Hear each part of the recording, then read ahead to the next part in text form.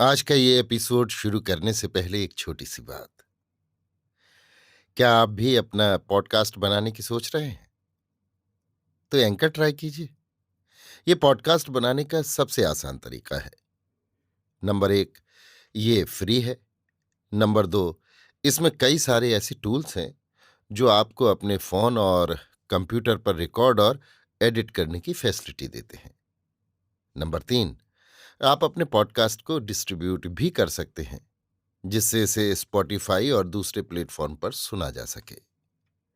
तो डाउनलोड कीजिए free anchor app या विजिट कीजिए anchor.fm पर अपना पॉडकास्ट स्टार्ट करने के लिए। ये तो थी एक छोटी सी जानकारी, और अब शुरू करते हैं एपिसोड का सिलसिला। तो आज के एपिसोड में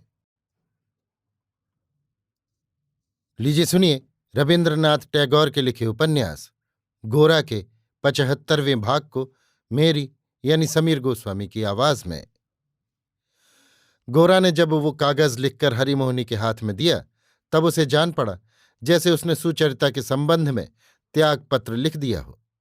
किंतु व्यवस्था लिख देने ही से तो बात तय नहीं हो जाती। उसके हृदय ने उस व्यवस्था को एकदम अग्राह्य कर दिया। उस व्यवस्था पर केवल गोरा का नाम अंकित था। उसके हृदय का दस्तखत तो उसमें न था। इसी से उसका हृदय अबाध्य हो रहा। ऐसी अबाध्यता कि उसकी प्रेरणा से उसी रात को गोरा को एक बार सुचरिता के घर की ओर दौड़ लगानी पड़ी। किंतु ठीक उसी समय गिरजाघर की घड़ी में 10 बज गए। इससे गोरा को होश आया कि अब किसी के घर जाकर भेंट करने का समय नहीं। उस रात को वो उस बाग में जहां प्रायश्चित की आयोजना की गई थी न जा सका। उसने कल खूब तड़के वहां हाजिर होने की खबर भेज दी। गोरा बड़े तड़के उठकर गंगा के तट पर उस बाग में गया, किंतु मन को जैसा पवित्र और बलशाली करके प्रायश्चित करने की बात स्थिर की थी, वैसी उसके मन की अवस्था न रही। कितने ही पंडित और अध्यापक लोग आए हैं और कितने ही अभी आने को हैं। गोरा यथाक्रम सबका स्वागत कर आया। उन्होंने गोरा का सनातन धर्म पर अचल विश्वास देख बार बार उसकी प्रशंसा की। बाग धीरे धीरे लोगों से भर गया। गोरा चारों ओर घूम घूम कर सबकी खोज खबर करने लगा, किंतु इतनी भीड़ के बीच गोरा के अंतःकरण में मानो कोई कह रहा था, अन्याय करते हो, अन्याय करते हो। क्या अन्याय? ये उस समय सोच कर देखने का समय न था। किंतु वो किसी तरह अपने गंभीर हृदय का मुंह बंद नहीं कर सका।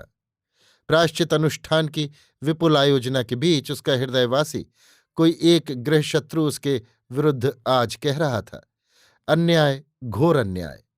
अन्याय ये नियम की त्रुटि नहीं, मंत्र का भ्रम नहीं, शास्त्र की विरुद्धता नहीं, अन्याय प्रकृति के भीतर है। इसीलिए गोरा का अंतःकरण इस अनुष्ठान उद्योग से विमुख हो पड़ा। वो जो कुछ कह रहा था ऊपर के मन से, भीतर उसका मन अनेक आशंकाओं से भरा था। समय समीप आया। शामियाना खड़ा करके सभास्थान प्रस्तुत किया गया। गोरा गंगा स्नान करके कपड़ा बदलने लगा। इसी समय लोगों की भीड़ में एक प्रकार की चंचलता फैल गई, मानो चारों ओर क्रमशः एक उद्वेग का स्रोत उमड़ पड़ा। आखिर अविनाश ने मुंह उदास करके गोरा से कहा, आपके घर से खबर आई है कि कृष्णदयाल बाबू के मुंह से रक्त जा रहा है। उन्होंने आपको बहुत जल्द ले आने के लिए गाड़ी के साथ आदमी भेजा है। गोरा झट गाड़ी पर सवार हो उनको देखने गया। अविनाश उनके साथ जाने को उद्यत हुआ। गोरा ने कहा, तुम सबके स्वागत सत्कार करने को यहीं रहो, तुम्हारे जाने से यहां का काम न चलेगा। गोरा ने कृष्णदयाल के कमरे में जाकर देखा। वे बिछौने पर लेटे हैं और आनंदमयी उनके पायताने बैठी धीरे धीरे उनके पैर दाब रही हैं। गोरा ने उद्विग्न होकर दोनों के मुंह की ओर देखा। कृष्णदयाल ने उसे पास ही रखी एक कुर्सी पर बैठने का इशारा किया। गोरा बैठ गया। उसने मां से पूछा, अब कैसी तबीयत है? आनंदमयी, अब कुछ अच्छे हैं। एक आदमी अंग्रेज डॉक्टर को बुलाने गया है। कोठे में शशिमुखी और नौकर था। कृष्णदयाल ने हाथ हिलाकर उन दोनों को कोठे से जाने का संकेत किया। जब देखा कि सब चले गए, तब उन्होंने चुपचाप आनंदमयी के मुंह की ओर देखा और कोमल स्वर में गोरा से कहा, मेरा समय अब समीप आ गया। इतने दिन तक मैंने जो बात तुमसे छिपा रखी थी, वो आज न कहने से मेरे सिर का भार मेरे साथ ही जाएगा। मैं मुक्त न हो सकूंगा। गोरा का मुंह मलिन हो गया। वो स्थिर होकर बैठ गया। बड़ी देर तक कोई कुछ न बोला। पीछे कृष्णदयाल ने कहा, गोरा, तब मैं कुछ न मानता था, इसीलिए इतनी बड़ी भूल मुझसे हुई। सच तो ये है कि उसके बाद मेरे लिए भूल सुधारने का कोई मार्ग भी न था। ये कह वे फिर चुप हो रहे। गोरा भी कोई प्रश्न न करके चुपचाप बैठा रहा। कृष्णदयाल, मैंने समझा था कि कभी तुमसे कहने की आवश्यकता न होगी। जैसे चल रहा है चला जाएगा, किंतु अब देखता हूं ना निभेगा। मेरी मृत्यु के अनंतर तुम मेरा श्राद्ध कैसे करोगे? ये कहते समय कृष्णदयाल का हृदय मानो कांप उठा था। इधर असल बात जानने के लिए गोरा अधीर हो उठा था।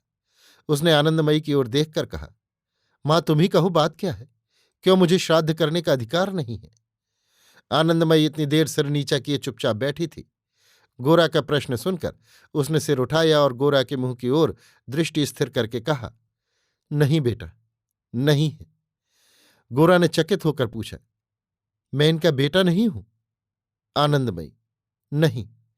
जैसे ज्वालामुखी के पहाड़ से आग का गोला निकलता है, वैसे ही गोरा के मुंह से ये शब्द निकला, क्या तुम मेरी मां भी नहीं हो?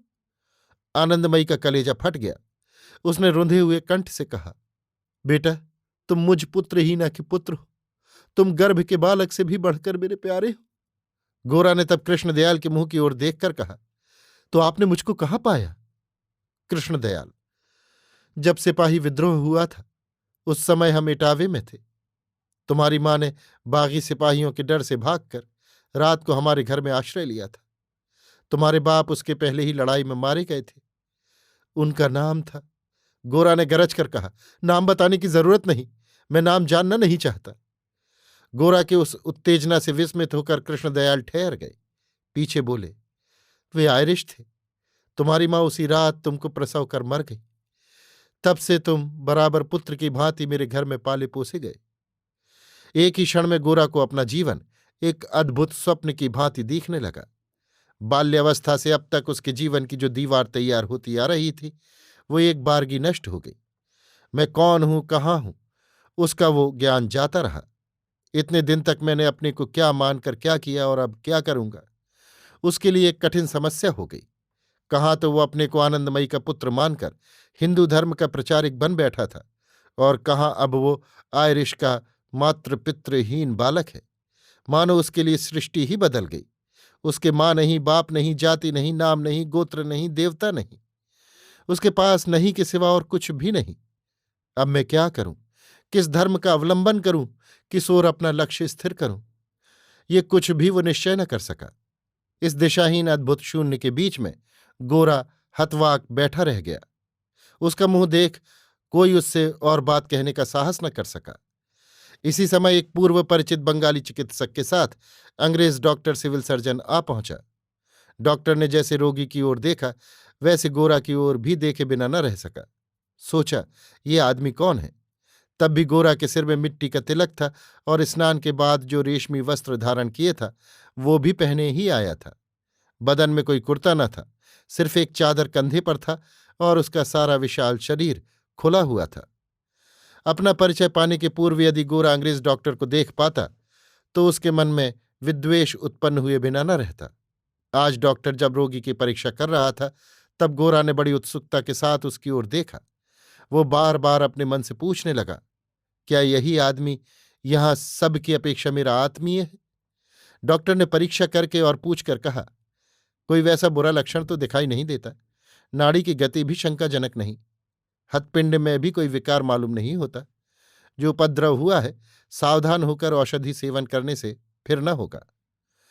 डॉक्टर के चले जाने पर गोरा कुछ न बोलकर कुर्सी से उठने को उद्यत हुआ। डॉक्टर के आने से आनंदमयी पास के कमरे में चली गई थी। वो दौड़कर आई और गोरा का हाथ पकड़कर बोली, बेटा, तू मुझ पर क्रोध मत कर। क्रोध करेगा तो मैं प्राण दे दूंगी। गोरा, तुमने इतने दिन तक मुझसे सब हाल क्यों न कहा? कह देती तो तुम्हारी कोई क्षति न होती। आनंदमयी ने सब दोष अपने ऊपर लेकर कहा, तुमको कहीं खो न बैठूं, इस भय से मैंने ये अपराध किया है। आखिर यदि वही हो, अगर तू मुझे आज छोड़कर चला जाए तो मैं किसी को दोष न दूंगी। तुम्हारा जाना मेरे लिए प्राणदंड होगा। तू जैसे पहले मेरे पास था, तैसे अब भी रहे। गोरा सिर्फ मां कहकर चुप हो रहा। गोरा के मुंह से वो मां का संबोधन सुनकर इतनी देर के बाद आनंदमयी के रुके हुए आंसू टपक पड़े। गोरा ने कहा, मां, एक बार परेश बाबू के घर जाऊंगा। आनंदमयी के हृदय का बोझ हल्का हो गया। उसने आंसू पोंछकर कहा, जाओ बेटा, इनके शीघ्र मरने की अब आशंका नहीं है। उधर गोरा के निकट बात भी प्रकट हो गई। इससे कृष्णदयाल बड़े भयभीत हो गए। आखिर उन्होंने बड़े कातर भाव से कहा, देखो गोरा, इस बात को किसी के आगे प्रकट करने की आवश्यकता नहीं। केवल तुम समझ बूझ कर काम करो तो जैसे चला जाता था वैसे चल जाएगा, कोई कुछ न जानेगा। गोरा इसका कुछ जवाब न देकर चला गया। कृष्णदयाल से उसका कोई संबंध नहीं, ये जानकर वो खुश हुआ। महिम को ऑफिस से एकाएक गैर हाजिर होने का कोई उपाय न था। वो डॉक्टर को लाने का सब प्रबंध करके एक बार केवल साहब से छुट्टी लेने गया। उसने पूछा, गोरा, तुम कहाँ जा रहे हो? गोरा, समाचार अच्छा है। डॉक्टर आए थे, कहा कोई डर नहीं, शीघ्र आराम हो जाएगा। महिम ने बड़ी तसल्ली पाकर कहा, परसों अच्छा मुहूर्त है, शशिमुखी का ब्याह उसी दिन कर दूंगा। तुमको कुछ उद्योग करना पड़ेगा। और देखो, विनय को पहले ही सावधान कर देना, जिसमें वो उस दिन ना आवे। अविनाश पक्का हिंदू है, उसने समझाकर कह दिया है, जिसमें उसके ब्याह में वैसे लोग ना आने पावे। एक बात और तुमसे अभी कह रखता हूं, मैं उस दिन अपने ऑफिस के बड़े साहब को न्योता देकर लाऊंगा। तुम उनसे जरा सादगी के साथ पेश आना और कुछ नहीं।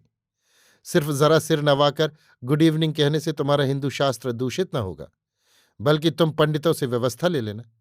समझते हो ना, वे हमारे राजा के सजातीय हैं। उनके आगे अपना अहंकार कुछ कम करने से तुम्हारा अपमान न होगा। महिम की बात का कोई उत्तर न देकर गोरा चला गया। अभी आप सुन रहे थे रविन्द्रनाथ टैगोर के लिखे उपन्यास गोरा के 75वें भाग को मेरी यानी समीर गोस्वामी की आवाज में।